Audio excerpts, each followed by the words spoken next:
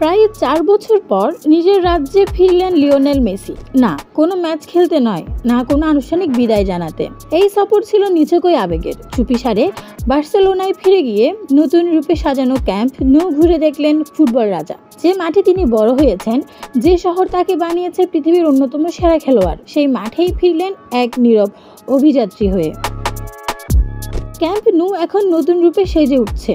সেই রূপ দেখেই মুগ্ধ মেসি সামাজিক মাধ্যমে লিখলেন, এখানেই আমি অসীম সুখ খুঁজে পেয়েছিলাম। সেই পোস্টে আরো লিখেন, গত রাতে ফিরে গিয়েছিলাম এমন এক জায়গায় যেটাকে আমি মন থেকে আজও মিস করি। আশা করি একদিন আমি ফিরে আসব, শুধু বিদায় জানাতে নয়, বরং মন থেকে আবারও সেই জায়গায় দাঁড়াতে।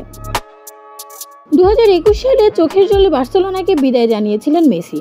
এরপর যোগ দেন প্যারিস সেন্ট জার্মে ও পরে ইন্টার মায়ামিতে। এখনো মায়ামির সঙ্গেই চুক্তিবদ্ধ তিনি 2028 সাল পর্যন্ত।